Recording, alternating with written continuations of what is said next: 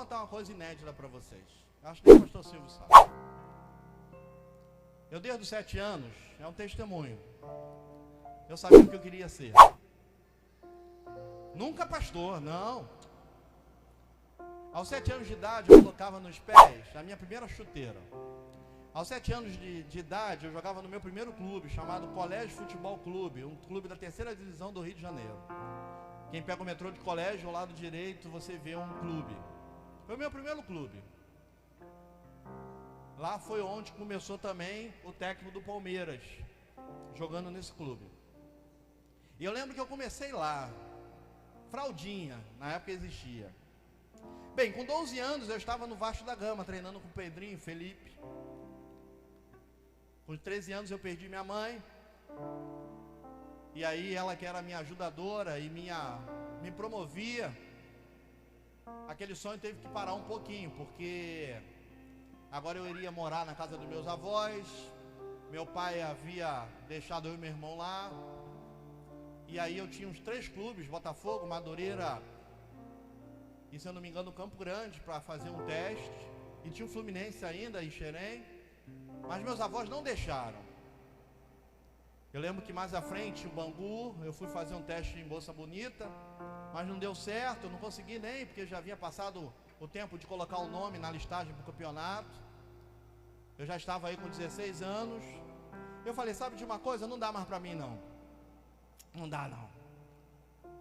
E aí, passados os anos, eu fui morar no Morro da Baiana, ao lado da Grota, de frente para o Morro do Adeus em Ramos, na Rua do Mundial, que vai subir, sai lá na Grota, Nova Brasília, e assim por diante, em Ramos, pertinho da Imperatriz Leopoldinense. Eu ficava nas costas da Imperatriz. E com 18 anos, um amigo meu de novo me fez voltar a treinar futebol. Encontrei com ele, você precisa voltar a jogar bola, que não sei o quê. Era fininho, hoje eu sou a bola, né?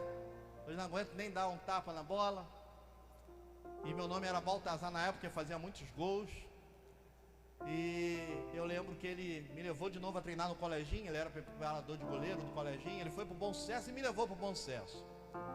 E eu chegando no Bom Sucesso, um amigo meu que jogava, o empresário dele era o Jairzinho, que foi da seleção de 70.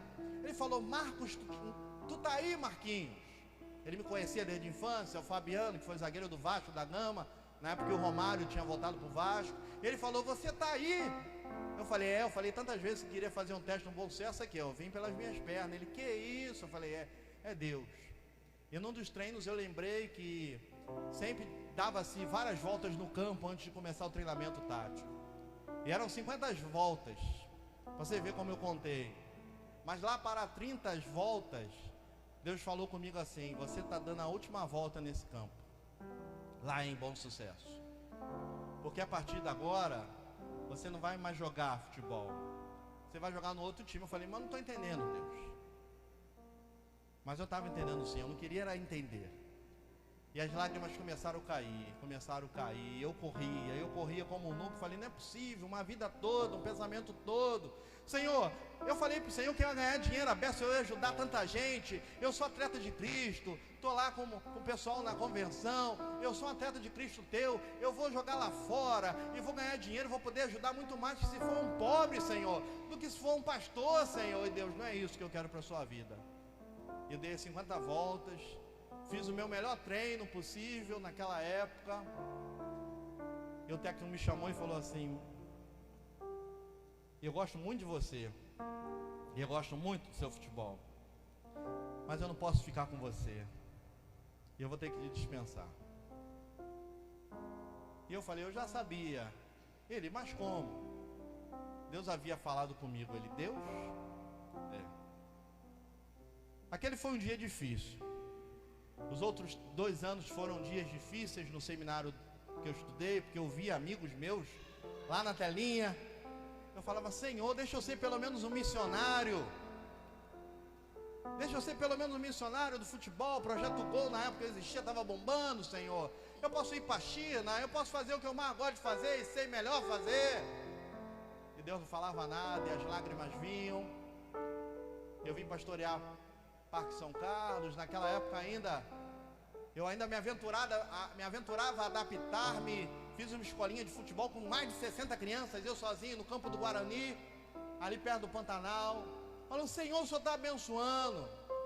Mas Deus dizia, não é isso que eu tenho para a tua vida, porque os meus pensamentos, os meus planos são muito maiores que você pode imaginar. Eu disse para você que na tua vida acontecem coisas que são planos de Deus, outras que são permissões de Deus, e outras são que nós escolhemos mal. Talvez vocês estejam aqui para escolher o mal, mas Deus hoje está te dando a oportunidade de você escolher certo hoje, amém? Mas pastor, o que essa tua história boba tem a ver com isso? Todo jogador de futebol um dia sonha em vestir a camisa amarela, amém? A um dia poder botar o pé na Confederação Brasileira de Futebol. Eu sonhei também, e esse sonho morreu. A vida veio, eu comecei a trabalhar na construção civil, virei gestor de manutenção predial de alguns hotéis no Rio de Janeiro, até novembro do ano passado, e estou desde novembro desempregado. Vocês ouviram a minha história de futebol? Todo mundo ouviu, amém? Vocês ouviram que eu tinha um desejo enorme de um dia poder botar o pé na CBF, Confederação Brasileira de Futebol? Vocês ouviram que eu falei que existem coisas que são planos de Deus, permissão de Deus e as más escolhas que nós fazemos? E Deus hoje escolheu você para escolher certo hoje. Bem, essa semana eu fui procurado num dos hotéis que eu trabalhei. Eu na época pude fazer um serviço na casa de um diretor de planejamento da CBF. E eu pude servir ao Dr. Rogério Caboclo, presidente hoje da CBF. Há 2 semanas atrás eu recebi um telefonema do motorista dele, que havia uma vaga na Granja Clumari para trabalhar como supervisor de manutenção de toda a Granja Clumari em Teresópolis. Você acha que isso é coincidência? Você acha que isso é qualquer coisa? Eu não sei se vai vingar, porque muitas coisas eu vou ter que decidir para ir para lá. Mas quando eu falei assim, Senhor, não foi do meu modo, mas tem que ser do teu modo, né? Tem que ser do modo de Deus. Vocês estão aqui 33 anos do modo de Deus, adversidades, problemas, perdas, choro, mas a alegria vem no modo de Deus. Eu não sei as más escolhas que vocês fizeram na vida, mas hoje Deus está te dando a oportunidade de você poder escolher certo no modo de Deus, viver os planos de Deus. Jeremias 29:11 diz assim, eu sei os pensamentos que eu tenho certo sobre vocês, pensamentos de paz e não de mal, para dar o fim que vocês esperam. 33 anos, caminhando no caminho da verdade, para alcançar a vida. Deus está dizendo para mim que nessa noite tem pessoas aqui que estão procurando pela vida um bom tempo, e a vida dessas pessoas não está nada boa. Mas assim como Ele mudou a minha história, e eu posso dizer que mesmo pobre financeiramente, eu sou o mais rico de todos, porque assim Ele faz, porque Ele me dá paz, porque Ele me dá esperança e me acrescenta fé. Assim como Abraão ia andando e Deus mostrava, Deus nessa noite quer caminhar com você. Deus quer caminhar com você. E eu quero dizer para você que quando você direciona as suas mãos ou a sua mão a Deus, Ele te agarra e Ele não te larga não. Pode passar tempestade, adversidade, problemas, terremotos, mas você estará firmado da rocha. A mesma rocha que firma essa igreja, e por isso hoje ela está comemorando. Mas se você entrou aqui preocupado com algo, é hora de você despreocupar, porque Deus perfeitamente quer desembaraçar o teu caminho nessa noite. Eu gostaria que você fechasse os teus olhos nesse momento. Eu gostaria que você fechasse os teus olhos e ouvisse a minha voz, e que a igreja estivesse em oração nesse momento. Deus fala para Abraão, sê tu uma bênção. Essa igreja está nesse lugar para ser bênção na tua vida, mas ela deseja que a tua vida também seja uma bênção. Talvez você tenha entrado aqui nessa noite, a tua vida não está uma bênção. A tua vida não tem prosperado. Você tem andado angustiado. Mas nessa noite Deus quer mudar a tua sorte. E Ele quer te dar 7 vezes mais. Ele quer fazer sacudida, multiplicada e transbordante. Então, como a Bíblia, como os manuscritos, como a tradição oral era para o povo de Deus, assim como as parábolas, eu quero primeiro falar com o povo de Deus. Povo de Deus que se encontra sobrecarregado. Povo de Deus, eu quando falo povo de Deus, é aquele que já entregou a sua vida a Jesus, que está caminhando em Cristo Jesus, que está vindo à igreja, mas veio hoje com o coração apertado, talvez o coração destruído nessa noite, por algo que aconteceu na semana, por uma desavença, por uma decepção, por uma tristeza, pelo desemprego, ou pela doença. Eu quero dizer para você que essa palavra em primeira mão é para você. E Deus nessa noite quer restituir e quer refazer e reaver a tua história. E se você, meu querido irmão, que está aqui desse modo, deseja desse modo também viver, caminhando no caminho da verdade para alcançar essa vida, eu gostaria de te convidar a ficar em pé. Eu quero orar por você, meu querido irmão. E eu sei que há irmãos aqui que vieram entrar assim desse modo.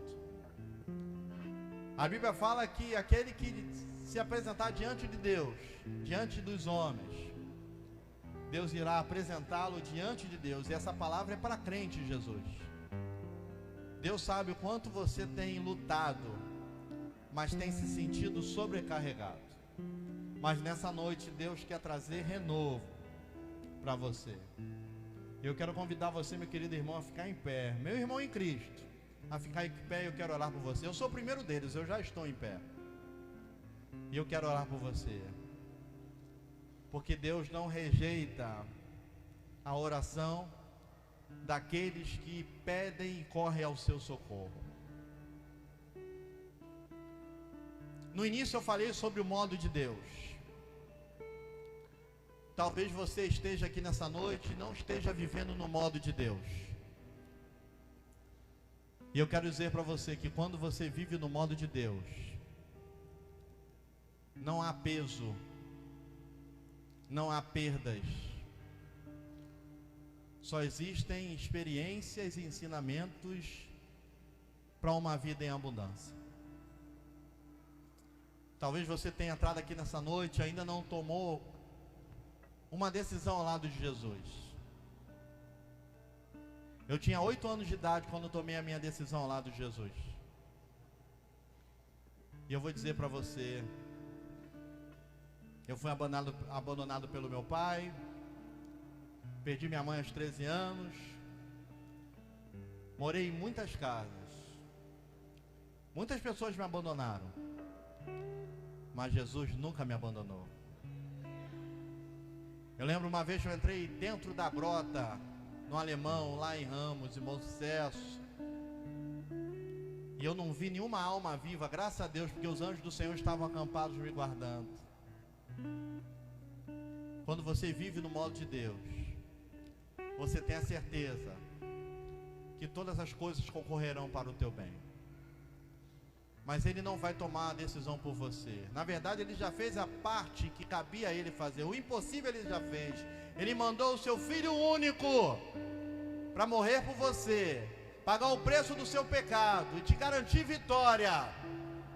O que você precisa fazer é só 2 coisas, não somente reconhecer-se que necessita dele e que Ele é o Senhor e Salvador da sua vida.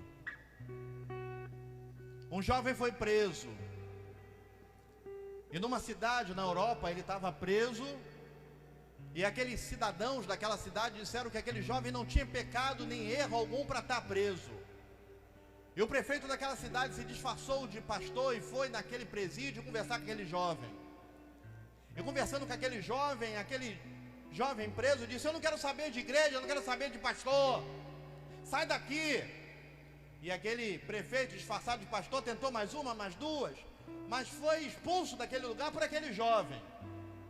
E quando aquele pastor foi embora, que não era pastor, era prefeito da cidade, com uma carta de absolvição, de libertação para aquele jovem, o carcereiro disse para aquele jovem: olha, jovem, aquele não era o pastor, era o prefeito da cidade, e houve um clamor na cidade porque você não cometeu nenhum crime, está preso, e ele veio com uma carta para te libertar, e você o expulsou daqui.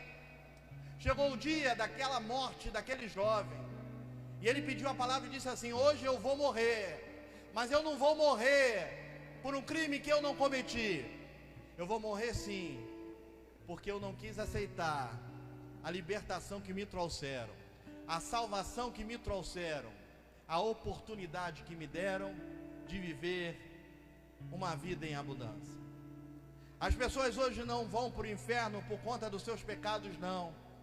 Elas não vão tão somente por duas coisas: por não se reconhecerem como pecadores e por não aceitarem o sacrifício de Jesus. Basta tão somente hoje aceitar o sacrifício de Jesus, e ainda que você esteja morto, viverá. Ainda que você esteja escravo, será liberto. Ainda que você esteja perdido, será achado. Jesus quer mudar a vida de muitos, mas Ele quer começar por uma pessoa. Quem é essa primeira pessoa que deseja, entendeu essa palavra tão fácil, entendeu que precisa de Jesus, entendeu que precisa dessa ajuda, entendeu que Jesus já pagou o preço na cruz pelos seus pecados e pelos meus, e quer crer, e quer entregar a sua vida a Jesus para Ele cuidar de você? Alguém Não esqueça de dar a sua curtida, se inscreve e aperte o sininho para as atualizações do canal.